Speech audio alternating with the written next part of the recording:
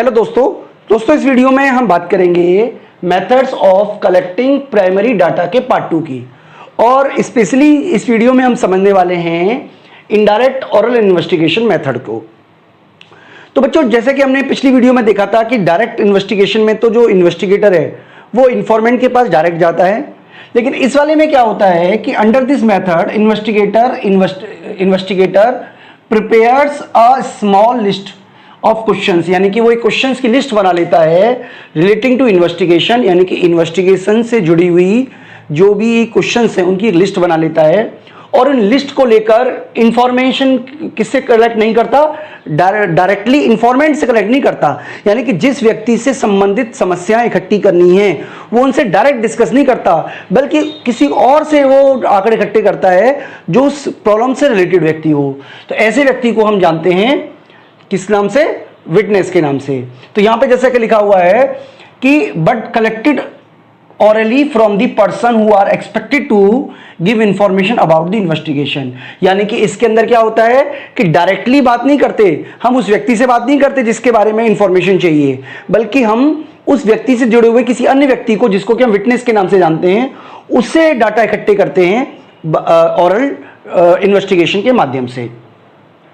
तो बच्चों, अगर हम बात करें इस पूरे मेथड की सूटेबिलिटी की, ये कब सूटेबल है, तो देखिए जब इंफॉर्मेंट अवेलेबल ही ना हो, मान लीजिए जिसके बारे में आपको डाटा इकट्ठा करना है, डेटा लेना है, लेकिन वो खुद मौजूद ही नहीं है, तो आप डेफिनेटली आप किसी उसके साथी से या क्लास टीचर से या किसी और ऐसे व्यक्ति से जो उस व्यक्ति से जुड़ा हुआ है उससे आप इंफॉर्मेशन लोगे। ठीक है। तो दूसरा ये कब होता है, जब area of investigation very large होता है। जैसे मान लीजिए कि बहुत बड़ा एरिया है, मान लीजिए किसी स्कूल की क्लास के बारे में पता करना, केवल मैडम से पता कर लिया, क्लास टीचर से पता कर लिया कि कौन ऐसा बच्चा है जो एब्सेंट रहता है, कितने % एब्सेंट रहता है, वो हमने बच्चों से नहीं पूछा बल्कि डायरेक्ट टीचर से पूछ लिया। तो इसका यूज तब होता है जब एरिया ऑफ इन्वेस्टिगेशन बहुत ही लार्ज हो। इसके अलावा जब कोई इंफॉर्मेशन बहुत ही सीक्रेट हो या सेंसिटिव हो, जो जिसके बारे में लगता है कि जो इंफॉर्मेंट है वो अपने बारे में गलत सूचनाएं दे सकता है, तो भी हम किसी विटनेस से इसके बारे में जानकारी लेते हैं। बच्चों, अगर हम बात करें इसकी मेरिट्स की, तो ये इसका सबसे बड़ा मेरिट ये है कि वाइड कवरेज एरिया को ये कवर करता है।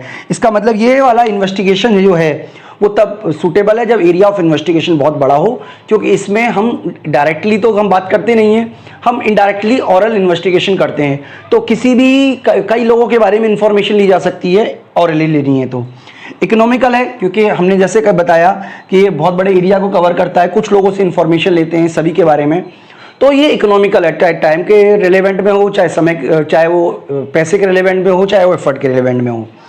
और इस केस में जो पर्सनल बाइसनेस होती है ऑफ इंफॉर्मेंट वो नहीं होती, क्योंकि इंफॉर्मेंट अपने बारे में सूचनाएं दे ही नहीं रहा, तो वो गलत सूचनाएं दे ही नहीं सकता। लेकिन इसका सबसे बड़ा डिमेरिट ये है कि इसके अंदर एक्यूरेसी की कमी होती है, क्योंकि कोई और व्यक्ति जो है वो सूचनाएं देगा तो डेफिनेटली उसके अंदर एक्यूरेसी की जो मात्रा है वो कम होगी। इसके अलावा बच्चों, पार्शियलिटी ऑफ विटनेस, यानी कि ऐसा भी तो पॉसिबल है कि जो सूचना प्रोवाइड करा रहा है विटनेस वो गलत सूचना हमें दे दे, इसकी भी तो संभावना हमेशा बनी ही रहेगी।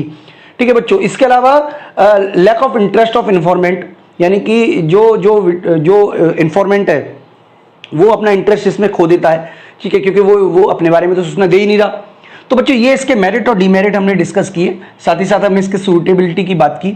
अब हम बात करते हैं कि इसमें जो डायरेक्ट पर्सनल इन्वेस्टिगेशन मेथड जो हमने पिछली वीडियो में पढ़ा था और इनडायरेक्ट ओरल इन्वेस्टिगेशन में क्या डिफरेंस है। तो डिफरेंस तो बच्चों यही है कि इसके अंदर जो इन्फॉर्मेशन है, डायरेक्ट पर्सनल इन्वेस्टिगेशन में जो इन्फॉर्मेशन है वो खुद इन्फॉर्मेंट देता है अपने बारे में, लेकिन इनडायरेक्ट ओरल में जो इन्फॉर्मेंट है वो नहीं देता, बल्कि उसके बारे में कोई और इन्फॉर्मेशन देता है जिसको कि हम विटनेस के नाम से जानते हैं।